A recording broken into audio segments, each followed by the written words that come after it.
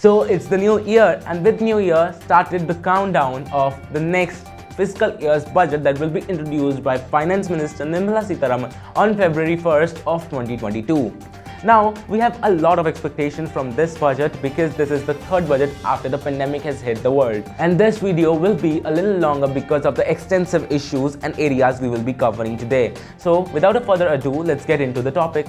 Hello everyone, I'm Radhesh Sharma and I will be talking about my expectation from this year's budget according to what health experts, finance experts and economic reformists and experts have assumed that this year's budget will be having. The first thing being that the financial expenditure this year will be packed at very higher rate because the financial position of the country is quite stable this time, and in order to invest in the infrastructure we need to peg the infrastructural expenditure at a much higher rate to boost the economy and the GDP of the country. The next topic being the next important area which we feel that will be focused in this year's budget is the incentives for the house buyers. Now, what are these? Housing is such an asset that affects everything, be it big scale, be it small scale, micro scale or middle scale sectors and enterprises. So if we can give the MSMEs and SMEs a chance to buy themselves a land, a property to work on, that will be a very great boost to their productivity, and that is what I feel that this time government will be doing. Because housing and property is something which increases the growth of every sector that is associated with it directly or indirectly. We think is that this time government must increase the tax repayment of about 50,000 rupees on the principal amount and the interest amount that we pay from 1.5 lakh and 2 lakh respectively, which we pay on these principal and interest amount. The next area being channelizing domestic income and domestic saving into financial asset. Now, what does this mean? This was none other than Dr. Manmohan Singh, who in 2013 suggested that in order to develop and grow India's economy in an imperative manner, it requires an increasing proportion of saving getting channelized into the financial assets that will in turn boost the infrastructure investment of the country. Now, what does this mean? Many of the people in our country thinks that bringing and collecting physical gold instead of physical money is much more important. So what they do is they buy a lot of gold and they keep it in their bags and lockers safe. But what can government do? Government can increase the gross domestic savings, and they should ensure that people are saving and depositing it into the banks, or maybe just giving it in the stocks or something, so that the money keeps on circulating in the market, increasing the financial asset of the market. Now, if these bank deposits channelized properly, they can be an infrastructural boost and infrastructural investment expenditure boost for the country, which will in turn help our GDP to get back into track and surpass the pre-pandemic level, which it is about to do. Economic experts also say that India is currently going with a K-shaped recovery. Now, what does this K-shaped recovery mean? It means that when a pandemic has hit the country or any calamity has hit the country, it is watching a drip in the GDP growth. That means the GDP is growing currently in a negative phase. That means it's going down like this. But at a point when the pandemic is gone, or when the era of darkness is gone, and there's a point when they are about to increase and they're about to recover, what happens is one sector, that is the big scale sector, recovers, but the MSMEs and SMEs have just fallen down even to the deepest lows that they can hit. So what is happening is there is a K-shaped recovery in India, and in order to save the bottom line of the country, that is MSMEs and SMEs right now, what we can do is government can give tax exemption to them for next 1 year, maybe 2 years, or may increase the holiday period for new startups even more, so that they can help themselves prepare for any further bad things, any further disaster, or maybe another waves of pandemic, who knows. Next thing will be waiving of CTT, that is commodity transaction tax. Now, what is this commodity transaction tax? Commodity transaction tax is a tax which was introduced in 2013's fiscal year, which says that if a buyer and seller is doing a contract, so both the buyer and the seller will have to give taxes on the contract, which has decreased the volume of exchange between the buyer and the seller, decreasing the overall flow of the market. Hence, the market, like the gold market in India, has become price taker instead of price giver. So what the government can do is to waive off the tax, the commodity transaction tax, in order that only either seller or the buyer have to pay the tax on any item and not both. This will help people not to pay higher prices. In turn, it will increase the demand and the supply, and in turn, it will increase the GDP growth of the country, and that is what we all want. Another main area is strengthening Manrega. In 2020, when pandemic hit us, it most affected the unskilled laborers of our country, and even the harshest critics of Manrega, like Mr. Modi, who said this is the most and biggest vifalta of Congress government, Congress UPA specifically. He also understood the need of Manrega, and hence the Modi government 2.0 increased the budget of Manrega in 2020. But in 2021, they thought the pandemic effect has been reducing now and they don't need more Manrega scheme, so they reduced its budget to about 34%.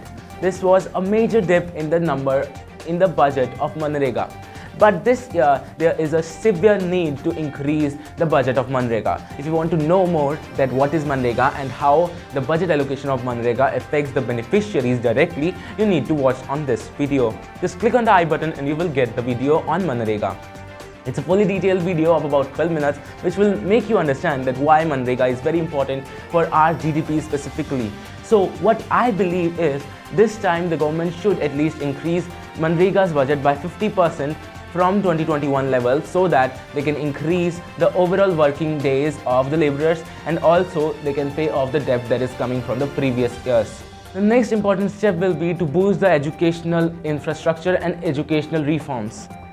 Now, how would we do that? After the introduction of National Education Policy in 2020, this will be a good step if they can connect e-learning platform, e-learning startups like Scalar, like Swayam, NPTEL to the mainstream government bodies like AICTE and CBSE, making 12th class, 10th class and the BTech and the bachelor students, making them mandatory to do at least one course from either of these sides, making them aware of what are the exact usage of these concepts that we are studying in the books, and to understand the practical aspect of the life, which will be a great reform in terms of education. My opinion says, and many health experts also say, that to increase the healthcare infrastructure and to increase the healthcare conditions of the country, especially after the pandemic has hit us, there must be an allocation of about 3% of the GDP to the healthcare sector, and under this, these 4 issues and these 4 areas must be critically addressed.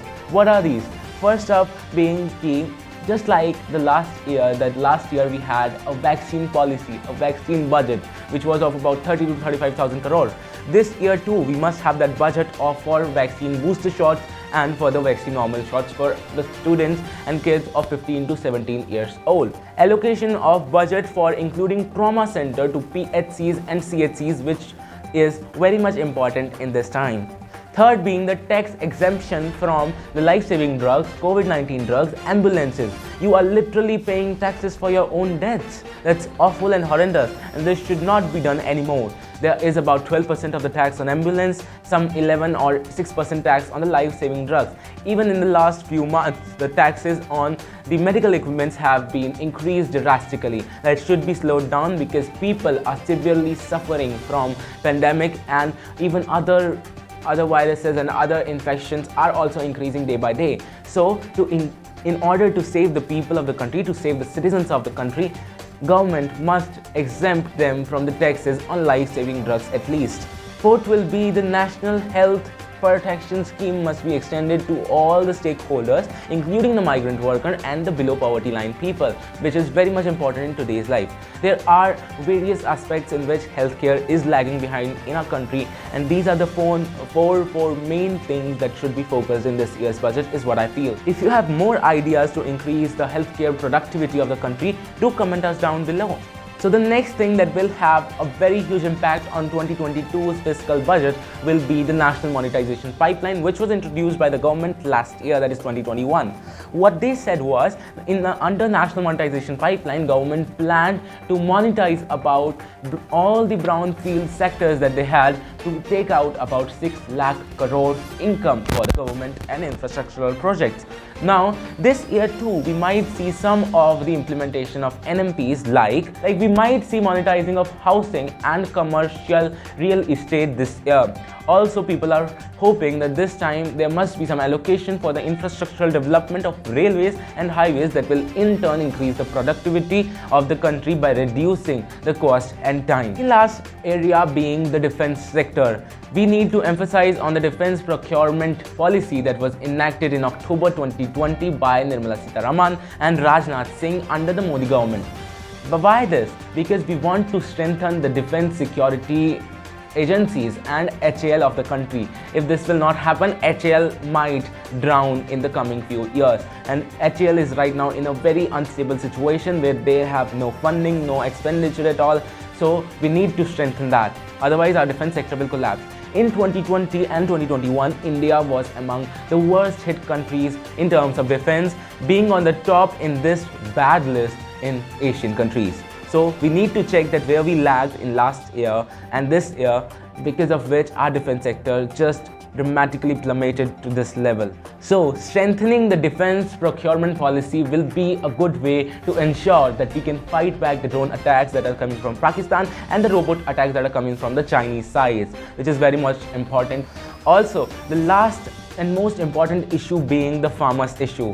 We saw farmers protesting for about 15 months on the Punjab and Delhi borders, and what we feel is that this time government should act. Modi government promised a very ambitious scheme that they will be doubling the farmers' income by 2022, which still seems a very far distant dream. But how they can achieve this thing is that they can include some laws related to MSPs and allocation of budget for MSPs in this year's budget, and also they must allocate for the infrastructural improvement in the agriculture sector, like improving and providing equipments to the mandis, agriculture mandis, which is very much important because we have seen reports that many of the mandis across India doesn't even have a tool to just wait how much grain the farmer is having. That's my expectation about this year's budget. What do you think about it, and what do you think is the most important area that should be focused in this year's budget? Do comment down below so that we can also read your valuable suggestions. Also, if you like the research and the content of the video, do share it with your friends, comment down below, and don't forget to subscribe to our channel. Do follow us on social media websites as well. Link will be in the description. Thanks for watching.